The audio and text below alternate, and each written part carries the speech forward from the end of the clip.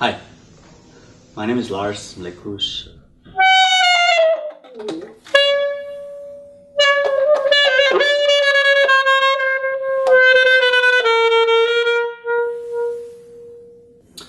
Well, my way to become a classical or concert saxophonist was maybe a bit different than the way of most of my students that come to my class nowadays.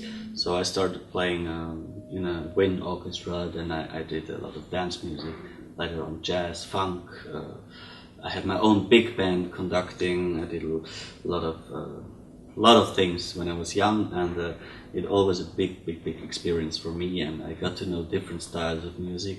I played also the clarinet in the beginning, where I played more the classical repertoire, but it was not until I heard a contemporary music concert in life that I was really attracted by the modern, or avant-garde, or contemporary classical music.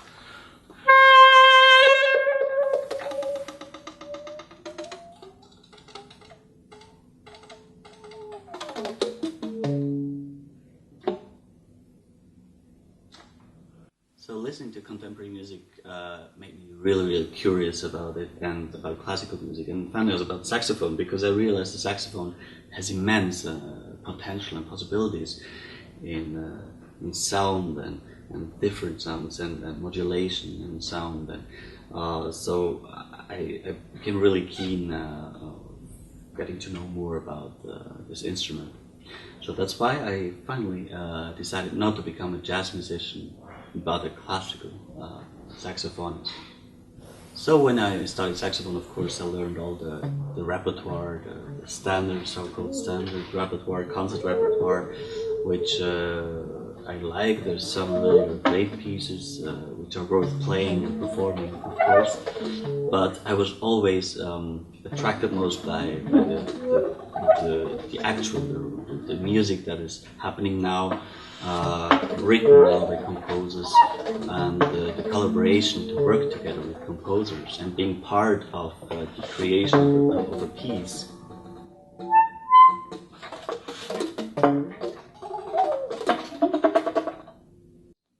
So in the recent years I have collaborated with many composers, some good friends of mine as well, that have written pieces for me for saxophone solo, or for my duo with electronics, to do saxophonic.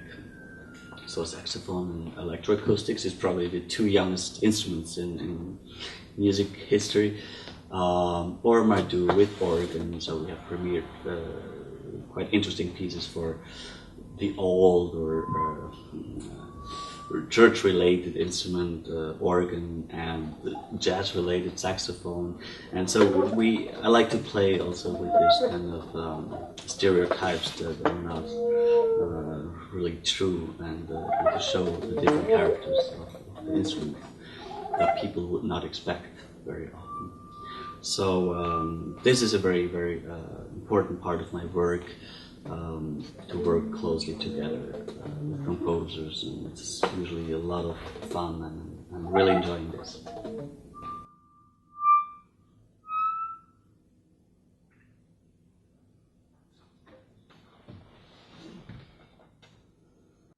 So when I was younger, I never really liked the idea of a saxophone orchestra, with 12 saxophones or even more playing together. But then when I was starting to teach, I realized that it's a real, it can be lots of fun, and very important also for the students to learn to play together, also with the conductor sometimes, to listen to each other and so on. So I started working with the students as a group in the ensemble. We did transcriptions, composing students were starting to write pieces for us.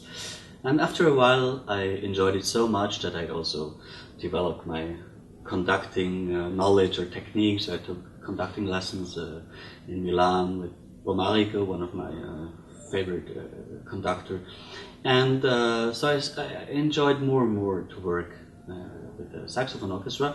And at one point I decided to do this in a more professional setup, so I founded my own saxophone orchestra, the Vienna Saxophonic Orchestra, which is not only consisting of students but other professional saxophonists in Austria. This instrument, it's a Selmer Series 2. I've been playing now for about 10 years or 12 years. Before, on the alto, I used a different saxophone, a different brand, which was not the case for soprano, tenor, baritone. It was always Selmer was my first choice, and it was actually my repairman, a guy that I trust a lot, who gave me his personal instrument for 2 weeks when my instrument was in repair. And I immediately fell in love with this one. The sound quality of this one is really amazing. It's what I'm looking for. It has a very nice homogenic sound, and the control that I'm looking for also in contemporary music I can mostly achieve on this instrument. And it's of course not always the instrument that doesn't work, so mostly it's me. So then I just need to practice more. So nowadays I have a very strong relationship with my Series 3 soprano saxophone, which is a good friend of mine for many years now. And it has to do with some pieces that I studied or I learned on this instrument, solo pieces written for the soprano. One of it is by Giorgio Netti, an Italian composer, who really digs into the instrument and is trying to get everything out of it that we can find. It has a lot to do with multiphonics and timbre and different colors, harmonics, and so it was like learning to play on a new instrument when I played this piece. But finally I found out that I really discovered the soul of the saxophone, and especially that soprano saxophone. So it's a work that gets you really close to your instrument as well.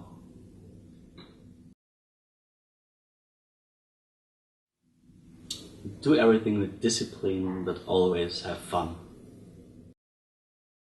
Fooling around, experimenting, and singing. The saxophonist has to have so many different aspects and bring in so much, a really big backpack. He has to be a musician, of course, first of all, not a saxophonist. He has to be curious, interested, passionate, idealistic,